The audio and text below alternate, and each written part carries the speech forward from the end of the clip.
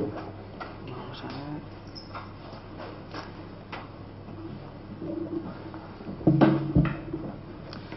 Bien, ahora vamos a tratar el tema de aspectos prácticos a la hora de presentar la documentación para poder participar en la línea de proyectos de traducción literaria. Lo vamos a hacer de una forma muy general porque entendemos que estáis en diferentes fases de proyecto. Hay algunos que lo tenéis muy avanzado y hay otros que no lo tenéis tanto. El punto fuerte de la jornada del taller de hoy va a ser la ponencia de Sala y de Raquel. Han sido beneficiarios en varias ocasiones y van a ayudar muchísimo en cuanto a dificultades que han tenido, cómo la han enfocado. Hicieron una estrategia muy buena, de las mejores que hemos visto, y eso es un valor añadido dentro de la jornada. El PDF lo colgaremos también en la página del Ministerio, así que podéis acceder a él con los enlaces que tenemos. Como bien sabéis, la mayoría de los programas europeos, para participar en ellos, nos tenemos que dar de alta en una plataforma. Como consecuencia, de que gran parte de la documentación se va a entregar de forma online. Este es el caso de programa Europa Creativa. Concretamente, en una primera fase nos vamos a tener que crear una cuenta ECAS, una cuenta que es de autentificación, es decir, nosotros como usuarios nos vamos a autentificar frente a la Comisión Europea. Es algo que se tarda muy poco tiempo y es muy fácil de hacer. Posteriormente, que tenemos la cuenta ECAS, nos vamos a dar de alta en el portal de participantes. Es un aspecto muy importante que básicamente lo que tratamos es de identificar o registrar nuestra organización y obtener un número PIC, que va a ser el número con el que nuestra asociación se va a vincular y con el que vamos a implementar a la hora de presentar el proyecto. Toda esta información PDF, los tutoriales, hay un tutorial muy bueno realizado por un compañero que está con enlace a YouTube, lo tenéis en este enlace que figura aquí abajo.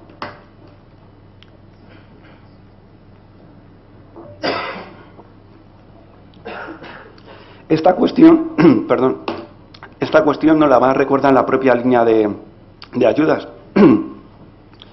Nos va a decir que no olvidemos que antes de entrar a presentar el proyecto nos tenemos que haber validado en la cuenta ECAS y que además vamos a tener que registrarnos en el portal de participantes. Si cliqueamos directamente en estas opciones nos va a explicar todo el proceso perfectamente. Es algo muy sencillo, crear una cuenta ECAS no va a llevar 5 minutos. Simplemente es poner usuario, un correo electrónico, la contraseña. Nos van a enviar un correo a nuestra cuenta diciéndonos que tenemos que validarlo en un periodo de 90 minutos. Una vez que ya lo hemos validado, pues ya entraríamos entraríamos en login y empezaríamos a hacer registro. El registro va a llevar algo más de tiempo, básicamente porque hay que introducir todos los datos de nuestra organización. Pues entraríamos registro de la organización y empezaríamos a rellenar pues tipo de organización que es, si es privada, si es pública, a qué se dedica, persona de contacto, toda esta serie de cuestiones que no va a llevar su tiempo, pero que es necesaria. Posteriormente, a rellenar el informe, estos datos se van a descargar de forma automática también. Ya hemos avanzado y hemos rellenado todos los datos de nuestra organización. Nos va a pedir que pongamos concretamente en qué programa queremos participar. En este caso va a ser el de Europa Creativa.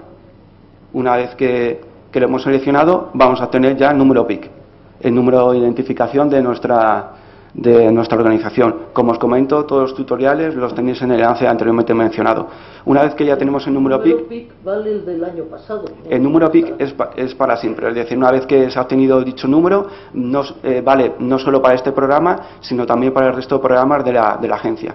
Como hemos visto al principio, es decir, el de Europa con los ciudadanos, etcétera, quitándolo de arriba, que era de Horizonte, el Live y el Cosme, que eso no entraría. Esos tienen otro portal de participantes también y otro registro similar. Bien, ya tenemos el número PIC, nos van a enviar un correo electrónico para que certifiquemos dicho número PIC y nos va a recordar que debemos subir a dicho portal de participantes una ficha que es la ficha de entidad legal. En nuestro caso sería sociedad privada. Simplemente sería rellenarlo, adjuntar una serie de documentos que lo vamos a subir al portal de participantes. Ya estamos registrados, sería entrar a nuestra organización y es sencillo, simplemente subir dicho documento como se sube en un adjunto y ya se queda ahí de forma permanente. Bien, digamos que este proceso de crear la cuenta ECAS, de darnos de alta en el portal de participantes, lo podemos hacer en cualquier momento, estén abiertas o no estén abiertas la convocatoria de ayudas. Ahora bien, lo siguiente solo se puede hacer una vez que está abierta la convocatoria, es decir, descargarnos el informe con el número PIC y adjuntar toda la documentación solo va a ser posible una vez que la convocatoria está abierta. Básicamente podemos destacar dos tipos de documentos, el informe y los documentos que van a ir junto con el informe, que se van a enviar de forma online, y en una segunda línea una serie de documentos que se van a entregar por correo ordinario, es decir, bien en un CD o en un pendrive. Esta cuestión también nos la nos lo recuerda la propia línea de ayuda de traducción literaria, es decir, los documentos que van a ir adjuntos al informe y los documentos que debemos enviar por correo ordinario. El enlace lo tenéis abajo para poder acceder a esta documentación. Es simple, se descargan el presupuesto y todos los documentos. Hay varias formas de descargarse el informe. Digamos, una de las más sencillas es entrar en la página de la EACEA, cliquear sobre Europa Creativa y los proyectos de traducción literaria y vamos a ir a Funding. Ahí veremos las convocatorias que están abiertas, cliqueamos sobre la convocatoria que está abierta, nos va a pedir los datos de la organización, etcétera, etcétera, el programa en el que queremos participar y nos vamos a descargar el informe. El informe, digamos, es el documento esencial a la hora de presentar el proyecto. Va a ser una radiografía no solo de nuestra organización, sino también del proyecto que queremos presentar. Se compone de una serie de apartados, como comentamos anteriormente, dichos apartados tienen límite espacial de caracteres, el proyecto, el título del proyecto y un acrónimo con el que vamos a asociar el proyecto, los datos de la organización, que como podéis observar se van a descargar de forma por defecto, es decir, de forma inmediata, la persona de contacto, representante legal, objetivos y actividades de nuestra organización, el calendario. Es necesario establecer un calendario y esto tenéis que tener cuidado con él, porque debe figurar también en el momento en el que se vayan a realizar las traducciones. Tenéis que tener en cuenta que el contrato de los traductores debía coincidir con este calendario también. Los empleados de la organización, los beneficiarios de nuestro proyecto, es decir, países beneficiarios. Si vamos a traducir varias obras a otro idioma, el idioma de destino del país sería también beneficiario, pero en qué medida va a repercutir a otros países de la Unión Europea. Todas esas cuestiones hay que tenerlos en cuenta. Es también importante señalar que el idioma que se puede rellenar es en cualquier idioma de la Unión Europea, a excepción de determinados capítulos como el resumen del proyecto, que debe ir en inglés, en francés o en alemán. También respecto a los traductores, también debe ir en estos idiomas. ¿Se podría rellenar en castellano todo lo demás? Sí, es recomendable hacerlo en inglés, francés o alemán, porque nos vamos a asegurar un número mayor de evaluadores y le vamos a facilitar mucho más el trabajo. Una cuestión muy importante, que la mencionó antes Augusto, es que nos tenemos que poner en la piel del evaluador. Hacérselo mucho más fácil para que entienda y comprenda perfectamente nuestro proyecto. Esto, digamos, sería el informe. Sobre lo de los añadir nuevos países. Yo la verdad es que creo que estoy haciendo el idiota porque mi proyecto es para traducir de otras lenguas al castellano y resulta que, por lo que acaba de decir, me parece que lo normal debe ser que tú traduces de tus libros, de los que has publicado, a otras lenguas, pero para eso tienes que contar con alguna editorial de otro país. La estrategia que vayáis a seguir porque, vosotros como editorial... añadir, ¿a quién beneficia? Sí. Al país a donde va. Sí, ahora cuando vaya se lo explico, porque nosotros tradujimos evidentemente solamente al español, y todos los países que añadimos fueron los países que formaban parte de todos esos libros extranjeros que nosotros por cogimos. ejemplo, de donde procede. Exacto, decir, o sea, si nosotros tradujimos un francés, un italiano, un esloveno y un sueco, pues pones ahí Italia, Francia, Eslovenia y Suecia. ¿Vale? Vale, gracias. De todas maneras, una pregunta que es muy habitual, no pasa nada con el micrófono. ¿Se puede, que también tuvimos esa pregunta, ¿se acuerdan cuando tuvimos lo de los editores? Sí, nos dijo usted. ¿Se puede cumplimentar en castellano? No es deseable, en fin, se puede cumplimentar en castellano, excepto los 3 apartados que son obligatoriamente, y lo pone clarísimamente. En inglés. Lo que no se puede es una parte en castellano, una parte en inglés, una parte. O sea, si decidís, y os lo ponen al principio del formulario, ¿en qué idioma va a cumplimentar su candidatura? En castellano. Excepto, insisto, los 2 o 3 apartados. Pero no sepáis, nos protege la Constitución Europea. ¿Que es mejor, que nos garantiza que es más fácil, que lo podéis hacer? Pues lo hacéis en inglés, pero no penséis que lo podéis hacer en castellano. Porque hablamos, ¿de acuerdo? Yo creía recordar que decía, puede escribirlo en estos 3 idiomas, pero el que vale es el inglés. No, es decir, el idioma con el que se puede realizar el informe es en cualquier idioma de la Unión Europea, pero hay una serie de apartados que se exige que sea en inglés, francés y alemán, porque posteriormente también ese abstract se puede publicar. Ahora bien, nosotros lo que aconsejamos es que se haga sobre todo en inglés, en alemán o francés, porque va a facilitar mucho la ayuda al evaluador. Otros aspectos muy importantes a tener en cuenta son los criterios de adjudicación, que luego los veremos más adelante, el cronograma, y luego a partir de ya tenemos rellenado el informe, sería adjuntar los archivos adjuntos, valga la redundancia. En cuanto a qué documentos van a ir al informe y que os podéis descargar de la página de la EACEA, en primer lugar es el formulario de presupuesto, es un Excel que vais a ir completando. La declaración firmada de las obras traducidas es otro documento que os descargáis, y simplemente pues poner de manifiesto una serie de cuestiones que están dentro de la línea de programa, es decir, que la obra no haya sido traducida antes de 50 años, y si ha sido traducida así a ese idioma de destino, justificarlo, toda esta serie de aspectos que se sobreentienden que cumplen la línea de traducción literaria. Luego la declaración de honor firmada con el estatuto legal y capacidad operativa, es decir, que tenéis la capacidad para desarrollar el proyecto. La declaración firmada de honor para proyectos de mayores de 60.000 euros, básicamente pues son los típicos de estas subvenciones, que no incurrís en ninguna causa ilegal, que no habéis sido condenados, etcétera, etcétera. Uno de los documentos más importantes, que es, como hemos mencionado anteriormente, va a ser la estrategia de traducción. Lo siento, porque prefiero que sea así. Sí. La mayoría de los documentos están protocolarizados. Les tenéis, el registro de la declaración de honor, la ficha de entidad legal. Hay algunos que no. Eso es. Es casi más importante. ¿Qué es esto?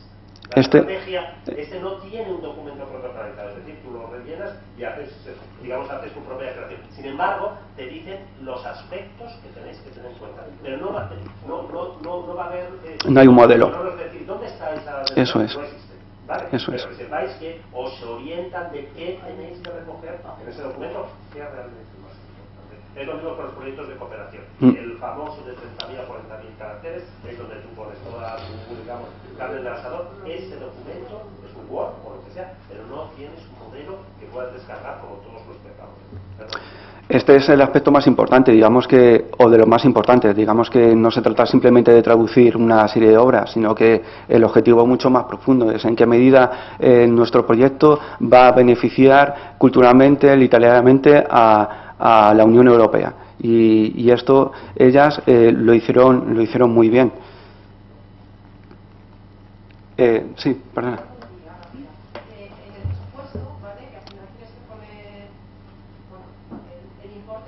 Sí. pero luego Sí. lo que tú pides o lo que te pueden conceder es como el 50%, ¿verdad? Efectivamente, tú o una porque subvención máxima de 100.000 lo digo euros. porque como a partir de 60.000 euros, además tienes que dar una justificación. Sí, Si mi presupuesto, por ejemplo, me sale 100.000, ¿vale? Sí. Significa que mi máximo sería 50.000 y que no tengo que dar la justificación esa de extra parte de, ¿sabes? O sea, Perdona, no no. sé si me estoy explicando Sí. o... Sí. Sí. O sea, si mi presupuesto sale 100.000, yo no tengo que juntar a Global, claro. Sí, pero te darían sí, eso 50.000. es. Entonces no tendría que adjuntar auditoría. Claro, solo es para... Esto es lo que quiero. No, si tu presupuesto saliera a 200.000, Claro. por ejemplo, Darían el 50%. Eso es. En ese caso. Bien, la forma de subir los documentos es igual. Estamos en el portal de participantes y es simplemente ir adjuntando los archivos. Después de que hemos subido todo el formulario electrónico y los archivos adjuntos, vamos a obtener un número de entrega de documentación, que es el que tenéis aquí con el OK. Muy importante también mencionaros que no lo dejéis todo para el último momento, es decir, generalmente suele funcionar así, lo dejamos al último momento, hay que entregarlo antes de las 12 y son las 10 y lo vamos a entregar. ¿Qué es lo que ocurre? Que hay mucha gente que está en la misma plataforma enviándolo y puede dar lugar a problemas de entrega de documentos. Si es así, no os pongáis nerviosos, no pasa absolutamente nada. Se haría un pantallazo y se enviaría un correo electrónico a la agencia, siempre que sea por causas ajenas a vosotros, es decir, que sea por causas de la agencia, bien porque la plataforma no funciona, si es por problema de vuestra conexión, que el PDF resulta que el Adobe lo tenéis anticuado, que no lo reconoce, eso estaría fuera del límite si lo entregáis después de las 12, tenerlo en cuenta.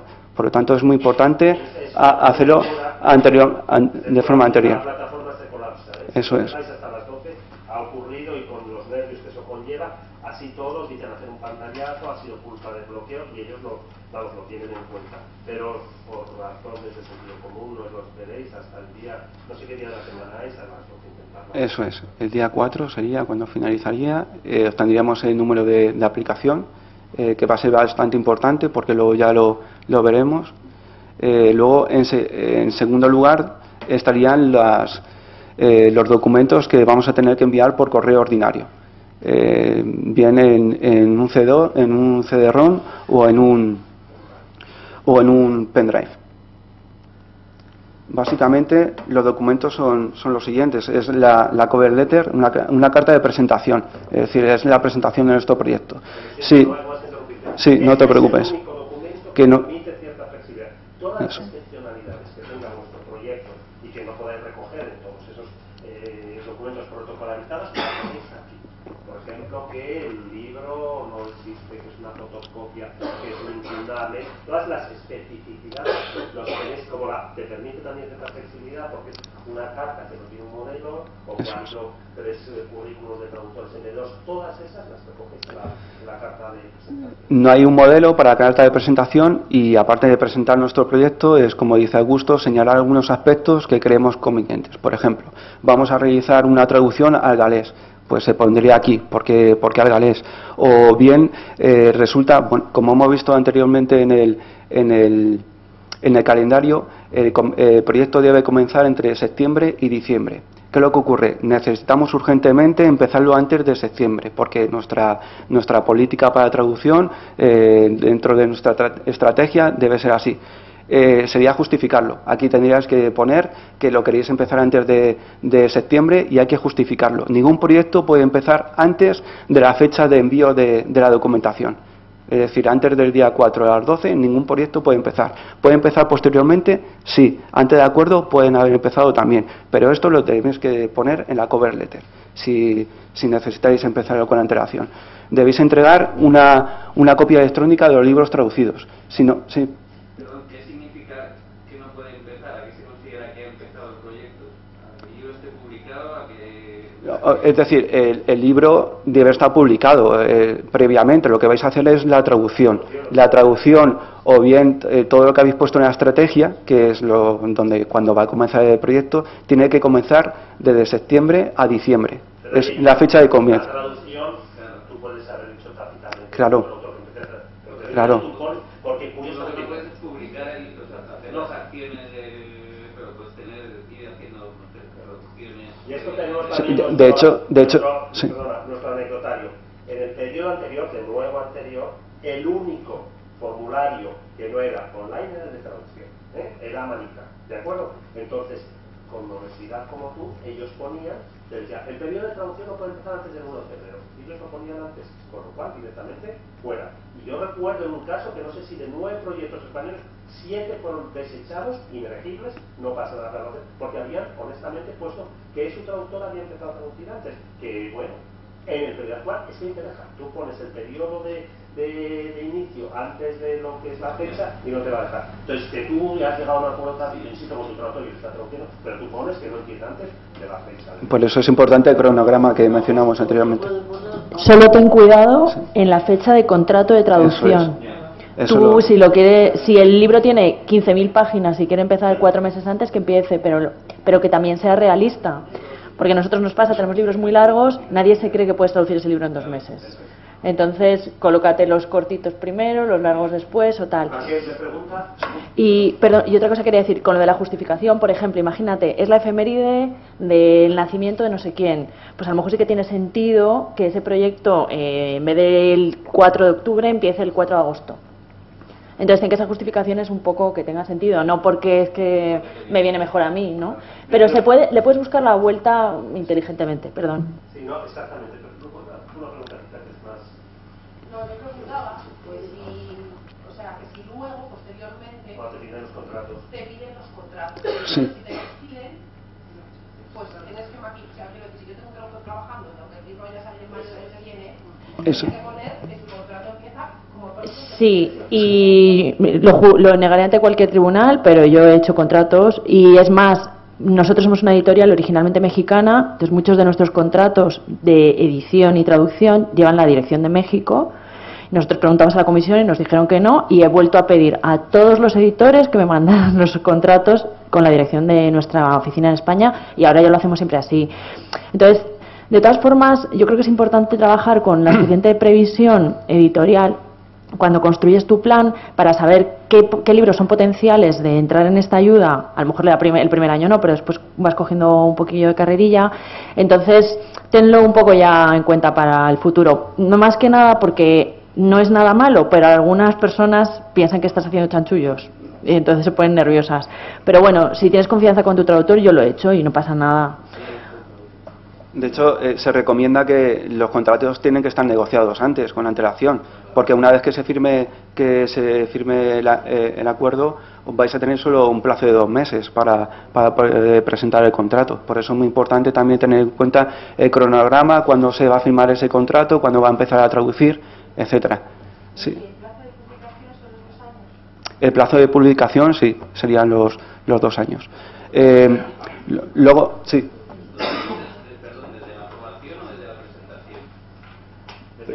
Desde el inicio que empieza desde que habéis firmado el acuerdo. De firmar el acuerdo, que se firmará más o menos en julio aproximadamente, creo, junio o julio, creo que es cuando se firma el acuerdo. Sí. Ahora que ya estamos hablando de los contratos, sí, tengo una pregunta pendiente. Vamos a ver, si tú quieres hacer un proyecto grande y meter muchos libros, como en ese momento te pedirán, en ese momento del perfeccionamiento de la ayuda, te pedirán los contratos de edición. Sí. Claro, hay muchos proyectos que pueden ser sin la ayuda, en ausencia de la ayuda, pueden ser no rentables y para la editorial sí, no sean interesantes. Sí. Entonces, la pregunta es esta: si yo negocio con los tenedores de los derechos de propiedad intelectual un sí, contrato condicionado a la ayuda, sí, luego cuando yo entregue ese contrato justificativo, que al concederse la ayuda automáticamente se perfecciona y entra en vigor, ¿eso es permisible o no es permisible? Vamos a ver, tú vas a tener, te van a pedir una serie de documentación después de firmar el acuerdo. Es decir, Sí. Cuando te han concedido la ayuda, antes de firmarlo, te van a pedir una serie de documentación. En ese transcurso tú puedes negociar también los derechos de autor. Sí, pero yo te digo, yo para tenerlo asegurado, yo los negocio con mucha antelación. Sí. Vale. Entonces yo digo, este contrato es el anticipo, este es el tiempo, y última cláusula que pone: este contrato entra en vigor si como una condición suspensiva, si se da la ayuda. Sí, eso no excluye, porque en algunas ayudas, algunas cosas excluyen si no esto. se te da la ayuda y no puedes realizar el proyecto, no lo harías. Vale, entonces, esto es legal. Sí, vamos, no creo que hubiese ningún problema al respecto, porque tú firmas una cláusula con ellos que está supeditada a que te concedan la ayuda. Que es mejor que no esté en el contrato. Vale. Porque sería colocarte en un terreno de una cierta vulnerabilidad. Además, tampoco es necesario hacerlo. Un momento. A nosotros nos ocurrió nos ha pasado con algunos traductores, no ha sido con edición, pero con traductores sí que nos ha pasado que, como dice Raquel, si tienes suficiente confianza, hemos llegado a firmar 2 contratos, uno si nos dan la ayuda y otro si no. Entonces es como, te pagaremos esta tarifa si nos dan la ayuda, y si no nos dan la ayuda, te pagaremos otra tarifa. Y entonces ellos, si están de acuerdo, te firman los 2 contratos. Eso sí que lo hemos hecho nosotros. Pero que conste que no es porque nosotros le digamos si no nos dan la ayuda te pagamos menos. Nosotros le pagamos nuestra tarifa, su tarifa, la tarifa acordada. Pero ellos nos han solicitado que si nos dan la ayuda les paguemos más. Y nosotros hemos aceptado en algunos casos porque nos parece bien. Es una tarifa que está por encima de nuestras posibilidades, pero si nos dan una ayuda extra, ¿por qué no? También es verdad que nosotros publicaríamos los libros si nos dieran la ayuda o no, que no es tu caso. Nosotros esos libros vamos a publicar igualmente. Claro. Pero es verdad que hay libros minoritarios que en ausencia de ayuda pueden ser demasiado riesgosos. De hecho, yo sabía en el periodo anterior que te decían, firmamos un contrato y si no da la ayuda es papel mojado. O sea que, pero era una negociación casi bilateral de confianza de pacto de caballeros o de damas entre la editorial y esto. Sí, y en el caso de que no hayas tenido esa previsión, entonces te dan la ayuda y cuando vas a negociar los derechos no consigues el libro, ¿pierdes esa ayuda? ¿Te permiten hacer una propuesta de un libro nuevo o no? Eso lo dirá luego Raquel. Vale. La negociación, seguimos en el previo, ¿no? Okay. Sí. Pero bueno, vamos a adelantar los detalles. La negociación con la agencia una vez que el proyecto ha sido aprobado es muy fácil, muy flexible y son muy abiertos. Entonces, lo que decíamos antes, tenemos 3 libros, resulta que uno nos lo hacen elegible, se nos cae el proyecto, te dan una cierta moratoria para que... O sea, que una vez que el proyecto ha sido aprobado, las posibilidades de modificación, siempre con el ok de tu gestor de proyectos, ¿no? Y con que te da la aprobación, la flexibilidad es más que notable. Luego lo comentaremos más detenidamente, pero bueno, de todas maneras, creo que no merece la pena arriesgarse a decir, venga, pues voy a publicar todos estos libros sin haber apalabrado o negociado algo antes con los holders de los derechos. Porque si efectivamente luego resulta que se lo pides y te dicen, no, si esto ya lo tiene otra editorial, o no te lo quiero vender y ya está. Si te lo hace uno, yo no sé qué pasará, si simplemente te quitarán ese libro o te ayudará la agencia, pero si te pasa con 2 o 3 o 4, sabes que no tiene sentido currarte todo el proyecto, todo el IFON y todas las cosas sin saber luego si vas a poder publicar esos libros. Mejor por lo menos antes asegurar. Claro, eso sí, es una recomendación. Nuestra recomendación, y así es como nosotros actuamos, en cualquier caso, es apalabramos todos los derechos, pero no firmamos los contratos, a no ser que lo vayamos a publicar sí o sí. Y una vez que nos han dado la ayuda, pero ya contamos con que ese libro va a ser para nosotros, como hay 2 meses, como dice Manuel, tienes 2 meses para firmar el contrato, no hay ningún inconveniente. Tiene sentido porque, como dice Sara, tú estás armando un proyecto que tiene un red line, o sea, como un hilo conductor. Entonces, si, como dice ella, solamente tienes que sustituir un libro, bueno, pero si tienes que sustituir 3, digamos que tu proyecto se desarma. Y entonces tienes que meter como a capón 3 libros que encajen, digamos, en el concepto que tú quieres vender a la agencia, y me parece un poco arriesgado. Entonces, recomendación, investiga si los derechos están libres. Si están libres, escribe, muestra que estás interesada, haz una oferta por ellos y, bueno, mientras no te presionen, nadie te obliga a dar una respuesta en un día para comprar un libro. Pues manténlo un poco ahí en vilo y cuando te den la ayuda, firma. ¿De firma del contrato de los derechos? O sea, la fecha No. del contrato de los derechos No, puede ser anterior a septiembre y que empiece a Sí, funcionar el porque contrato de traducción? tú puedes tener ese libro comprado desde hace un año, si te da la gana. Lo único es, lo bueno es que eso, que si no lo tienes 2 meses para firmar el contrato. Claro. Y no te pillas los dedos. Una de las casillas es si tenéis los derechos ya o los tenéis adquiridos o no.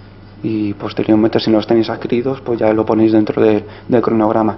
Otros, continuamos y lo siguiente sería una copia electrónica de los libros traducidos. Si no hay copia electrónica del libro, sería el escaneado, sería escaneado de las cubiertas y de las primeras 20 páginas. Básicamente para que el evaluador se haga una idea del libro. Básicamente si realmente cumple los requisitos que están dentro de la línea del programa, que hemos visto que fueran libros de ficción, etcétera. Es decir, que no sean ensayos ni biografías.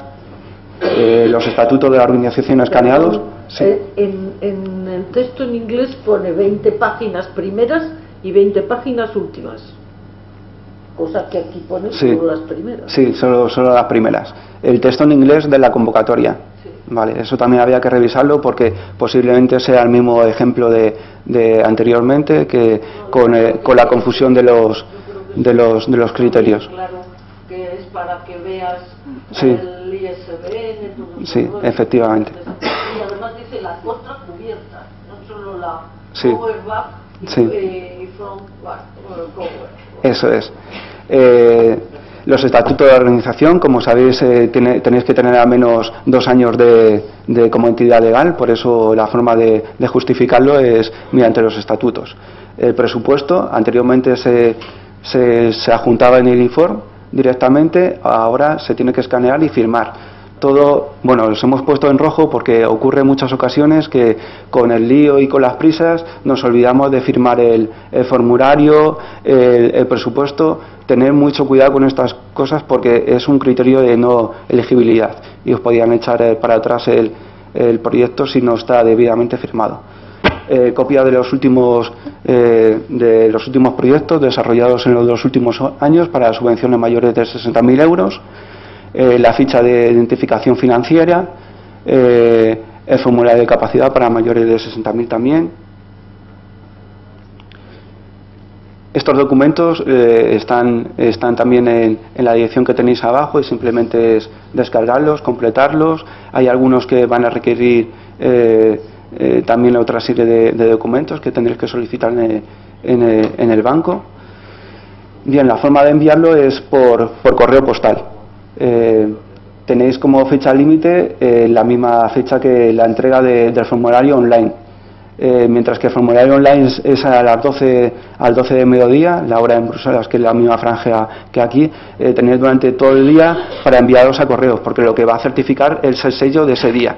¿Qué es lo que ocurre? Que no lo dejéis para el último momento también, porque puede haber ocasiones que correos, cierra como 8:30, si vais justo antes, quizás os pongan el sello del día siguiente, porque es cuando va a salir la carta, el sobre, no valdría.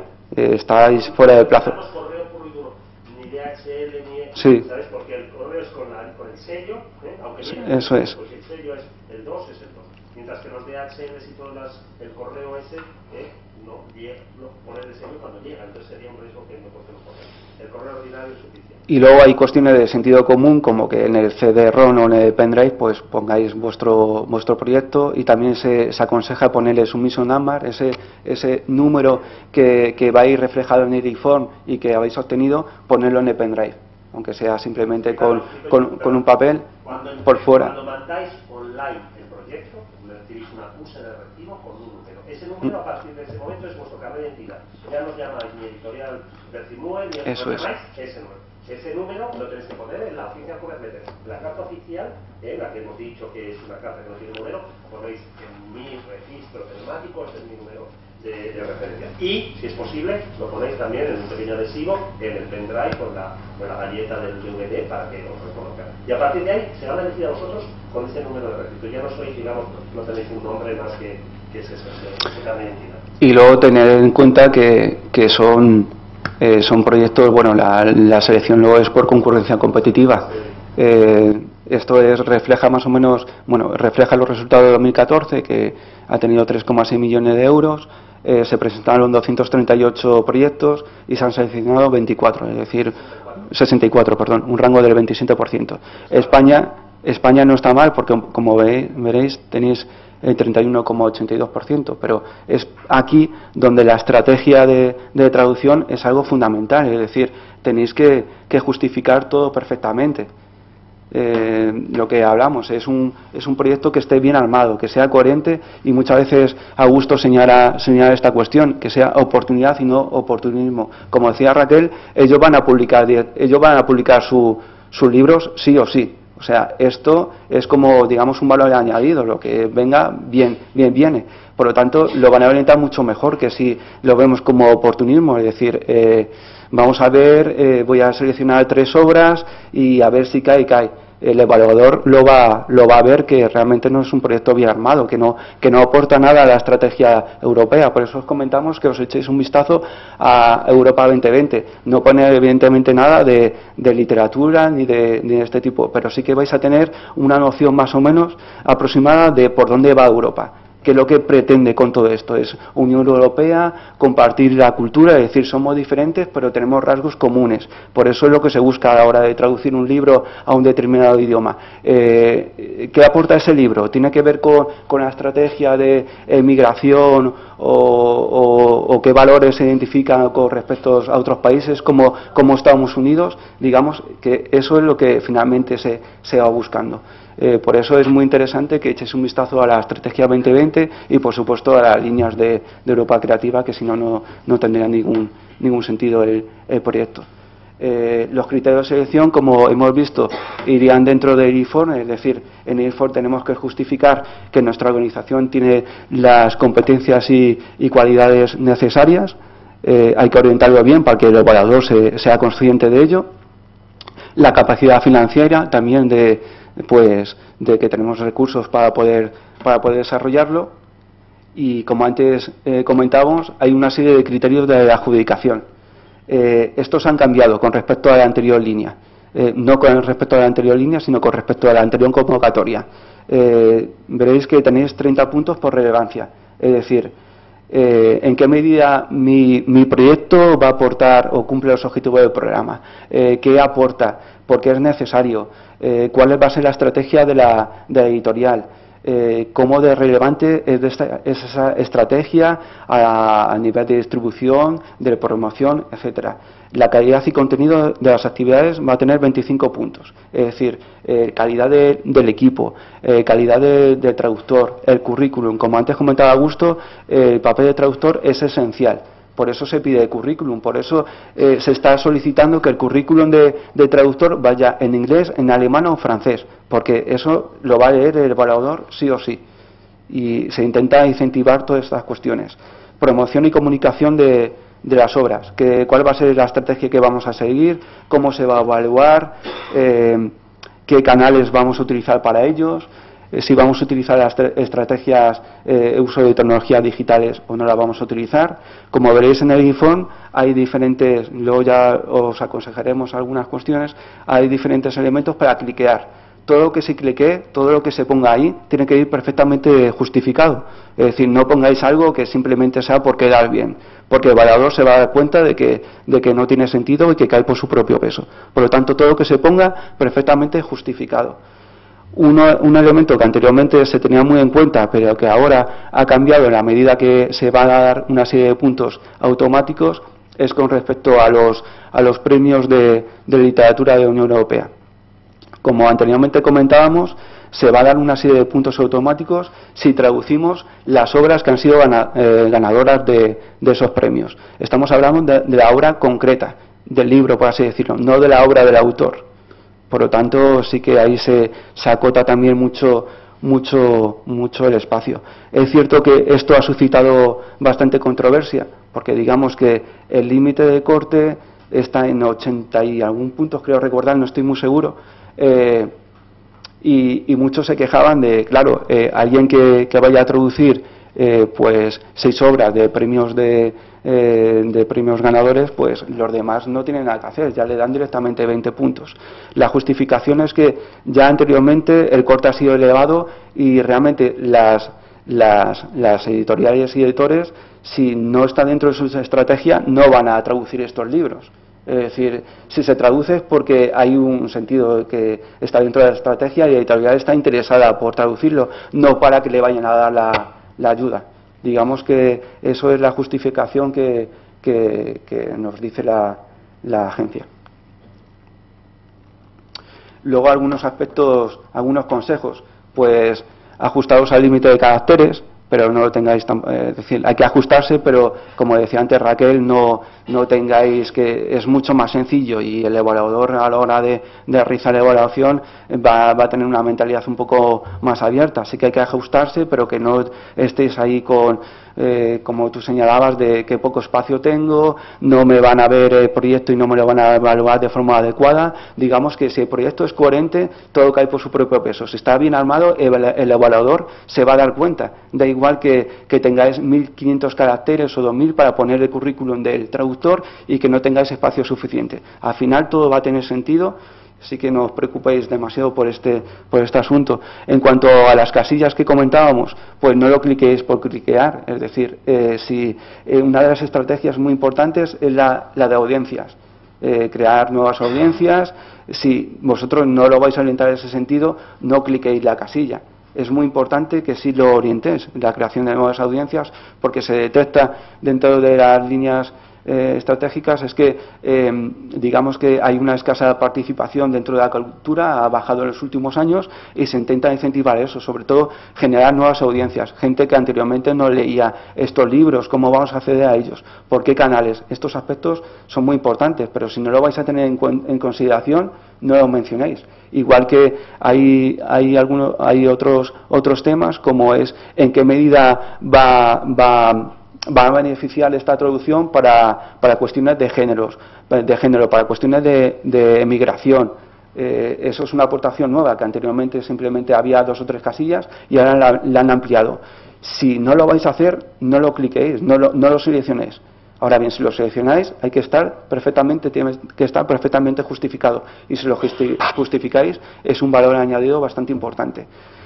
Comentamos anteriormente que el idioma para traducirlo puede ser en cualquiera de la Unión Europea, a excepción de aquellos apartados que concreta claramente que no debe ser así. Nosotros aconsejamos que sea en inglés, francés o alemán, ya que no va a ser mucho mejor para el evaluador. Como hemos mencionado, bueno, antes lo hemos visto muy de pasada, pero digamos el apartado C es lo que va a configurar nuestro proyecto, el resumen del proyecto en inglés, francés o alemán, porque posiblemente luego se pueda publicar y va a facilitar la labor de evaluación al evaluador. Que las obras a traducir, pues como veis, se ajusta a los 1.500 caracteres por página, que es uno de los requisitos. Tener en cuenta la fecha de los contratos, los currículos de los traductores, que antes mencionábamos que como novedad en esta convocatoria no va junto con los documentos que tenemos que entregar por correo postal, que anteriormente sí que iba, ahora va dentro del e-form. Esto también tenerlo en cuenta. La cuestión de los derechos de autor y si están libres de derechos también es una cuestión que lo va a señalar, tener en cuenta lo de la lengua materna como la lengua de destino.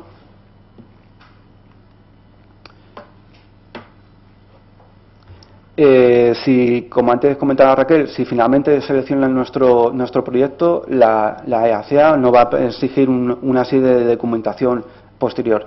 Hay algunos que lo tenemos que tener ya en consideración, es decir, si tenemos los derechos, perfecto, si no, antes negociarlos, al menos haber hablado con ellos.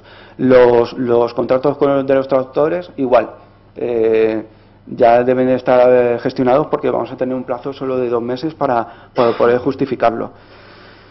Y nada, tener en cuenta las fechas que pongamos en el cronograma del formulario, que luego la vamos a ir respetando.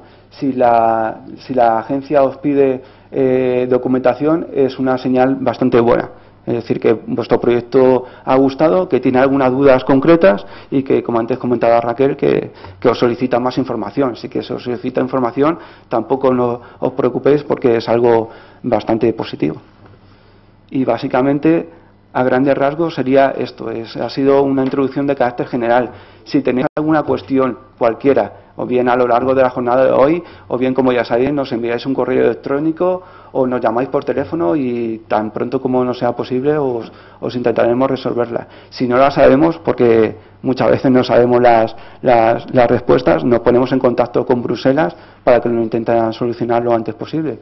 Y nada, ánimo y suerte.